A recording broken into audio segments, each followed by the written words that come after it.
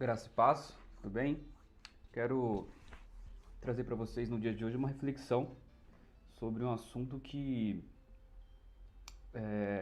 fortemente temos ouvido, né? Temos convivido nos nossos dias atuais.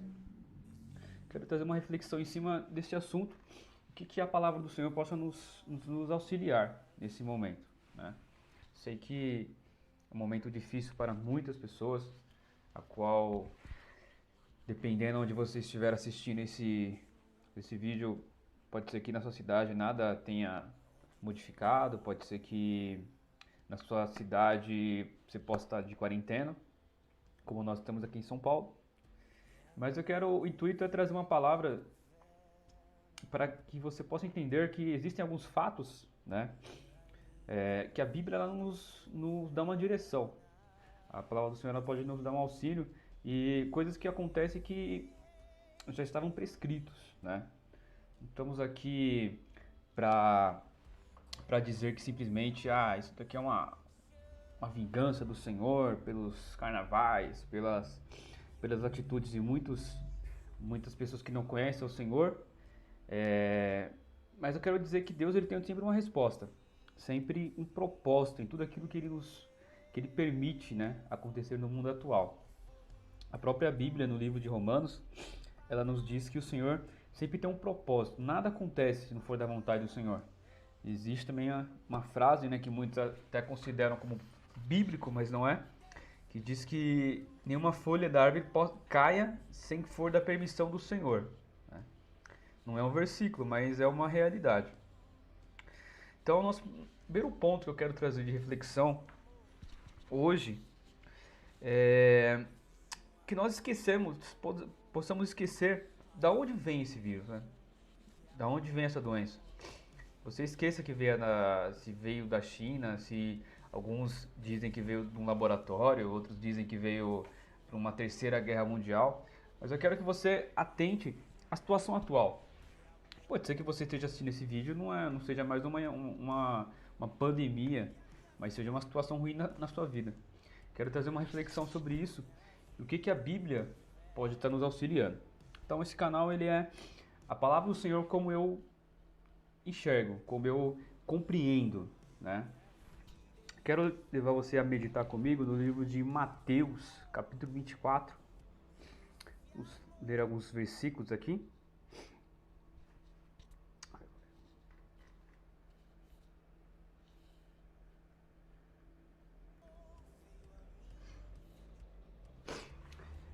Mateus capítulo 24, versículo 3. Vamos ver o que a palavra do Senhor nos diz. Estando assentado no Monte das Oliveiras, chegaram-se a ele os seus discípulos em particular, dizendo: Diz-nos, mestre, quando serão estas coisas? Que sinal haverá da tua vinda para o fim do mundo? E Jesus respondendo, disse-lhes: Acautelai-vos, que ninguém vos engane. Porque muitos virão em meu nome, dizendo: Eu sou Cristo, e enganarão a muitos. E ouvireis de guerras e de rumores de guerra. Olhai, não vos assusteis, porque é mistério que isto aconteça, ou mister, né, depende da sua tradução. Mas ainda não é o fim. Porquanto se levantará nação contra nação, e reino contra reino, e haverá fomes e pestes, e terremotos em vários lugares. Mas todas estas coisas serão o princípio das dores. Então vos hão de entregar para seres atormentados e matar-vos-ão, e sereis odiados de todas as nações por causa do meu nome. Nesse tempo muitos serão escandalizados, e trair-se-ão uns aos outros, e uns aos outros também se odiarão. E surgirão muitos falsos profetas, e enganarão a muitos. Agora eu quero chamar a sua atenção para esse versículo 12. E por se multiplicar a iniquidade, o amor de muitos se esfriará. Vou ler novamente para você. E por se multiplicar a iniquidade, o amor de muitos se esfriará. É um texto que eu acho interessante, que no final do capítulo, né, do livro de Mateus principalmente, o Senhor Jesus ele começa a dar alertas para a sua igreja que dá aquela ideia que se está finalizando o seu ministério na Terra. E há uma preocupação na vida da igreja em relação ao quando Jesus iria retornar, né? Porque Jesus, ele, no decorrer dos seus ensinamentos, o Senhor sempre disse que ele iria voltar para buscar a sua igreja. Então, na mente dos apóstolos, dos discípulos, eles entendiam que brevemente Jesus iria vir, né? Iria voltar, iria regressar ali.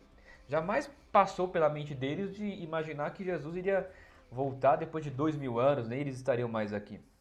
Por isso que muitos, né, no livro de Atos, a Bíblia fala que muitos vendiam as suas propriedades, né, para dividir entre os seus irmãos. Porque eles tinham um entendimento que a vida naquele momento era uma vida passageira, era uma vida que logo iria se findar ali.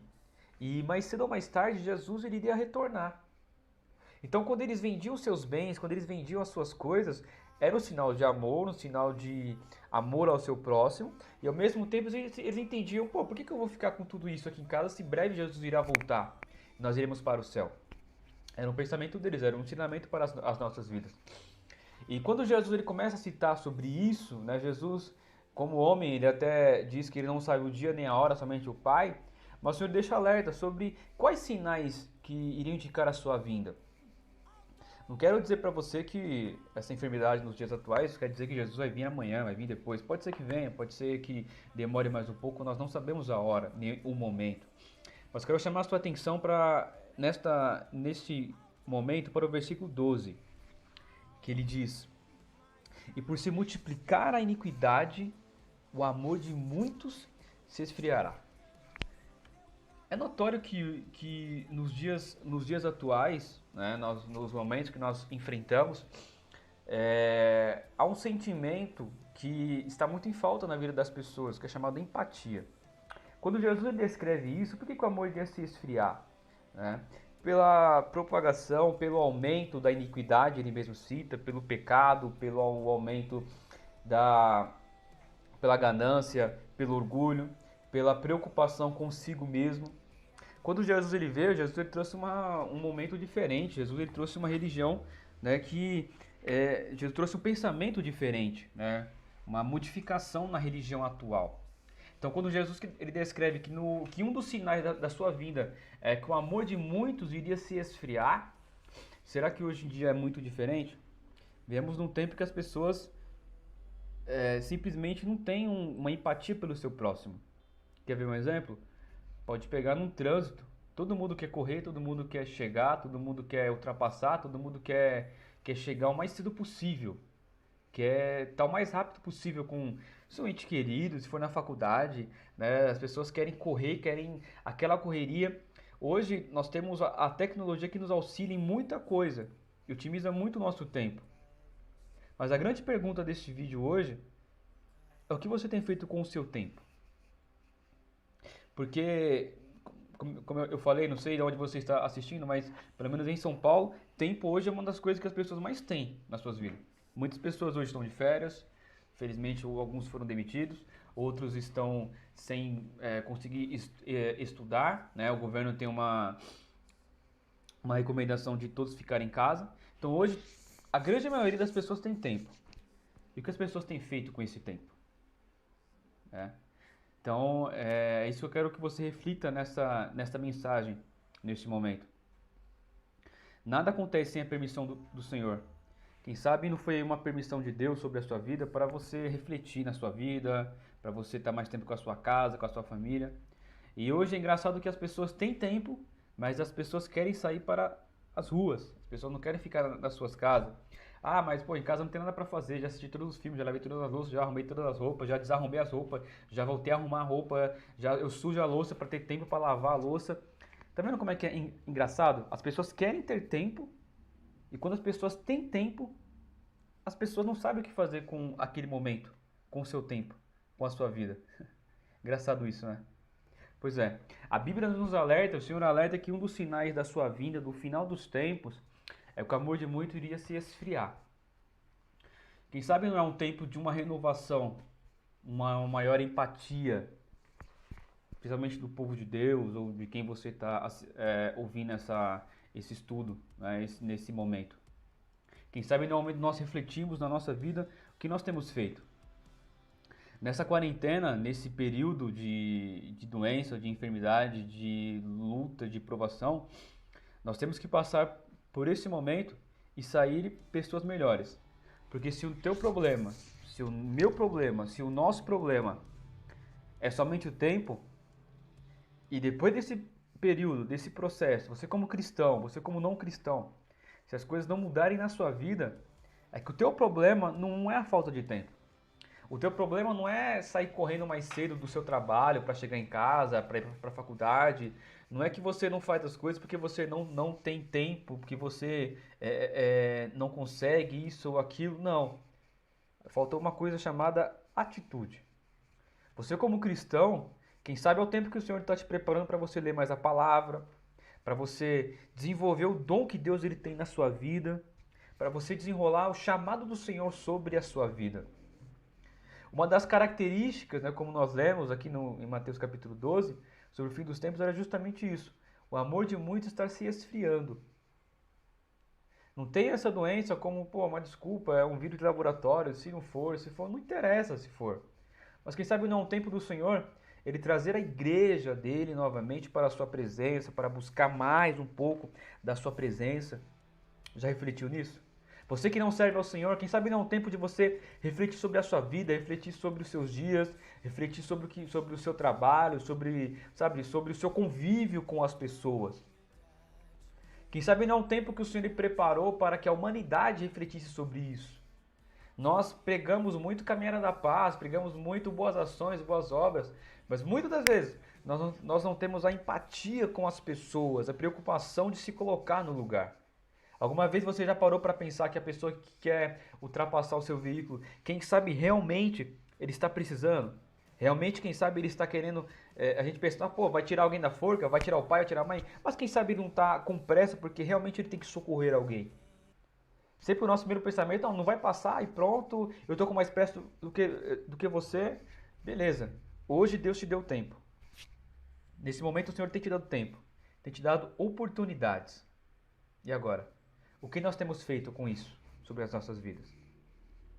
Eu quero brevemente contar para vocês, quero te levar ao livro o livro de Joel, um livro interessante da palavra do Senhor. Joel foi um dos profetas considerados profetas menores. E a Bíblia fala que Joel viveu num tempo que o povo ele não estava preocupado com o seu próximo, mas simplesmente em fazer a sua própria vontade. A Bíblia fala que na época do povo de Israel, no livro de Joel, o povo ele plantava e colhia, e plantava e colhia, e plantava e colhia. Isso não tem nenhum problema. O problema ele entra quando há um mandamento no livro de Deuteronômio que ele fala que a terra tem que ter um tempo para que ela possa descansar e a partir disso haverá mais colheitas. O problema não era que o povo estava trabalhando excessivamente.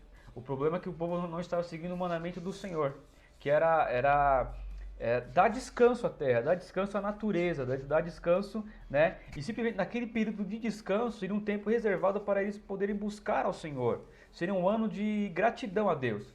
Quando Deus ele coloca assim, olha, vocês vão ter um ano de descanso da terra. Então a cada 7 anos vocês vão dar um ano de descanso para a terra descansar. E nesse ano ninguém vai plantar nada.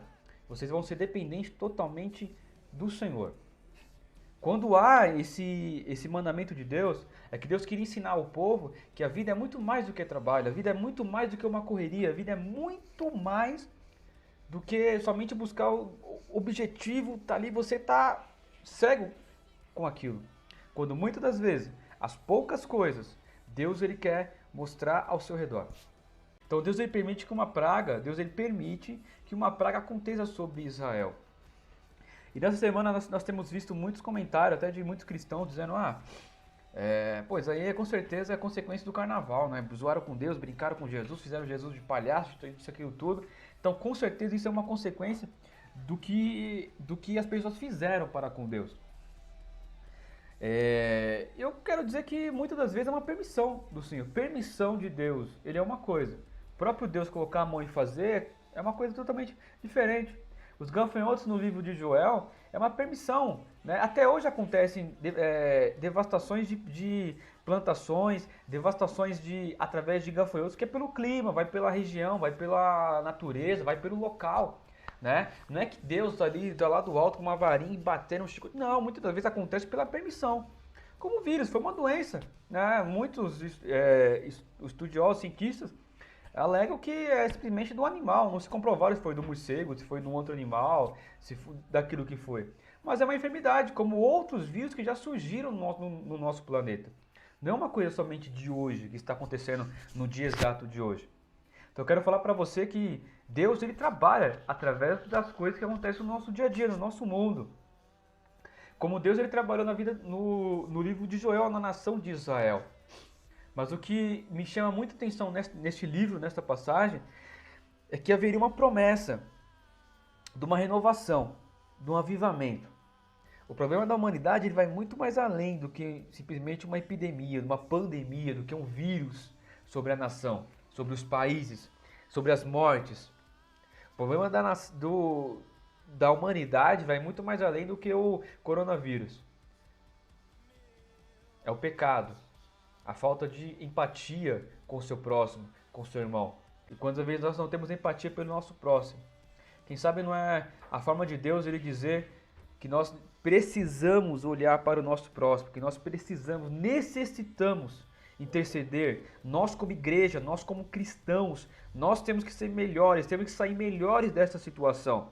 Se o que lhe faltava era tempo, Deus está te dando a oportunidade agora. Agora, se você sair a mesma pessoa, você como igreja, se você sair do mesmo jeito, da mesma forma, não te falta tempo. Nunca te faltou tempo. Te faltou atitude. Você que não é cristão, se você precisava de tempo para fazer as coisas, você não sair uma pessoa melhor nessa situação, não te faltava tempo. Te faltava atitude de você procurar, se for tiver que estudar, um plano de negócio, uma melhoria na sua empresa, como se portar, como se comportar. Nós temos tempo de fazer as coisas. Nós temos tempo de realizar as coisas neste momento. Houve uma promessa da parte do Senhor, a qual ela diz assim, livro de Joel, capítulo 2, versículo 28. E há de ser que depois derramarei do meu espírito sobre toda a carne. E vossos filhos e vossas filhas profetizarão. Os vossos velhos terão sonhos, e os vossos jovens terão visões. Aleluia.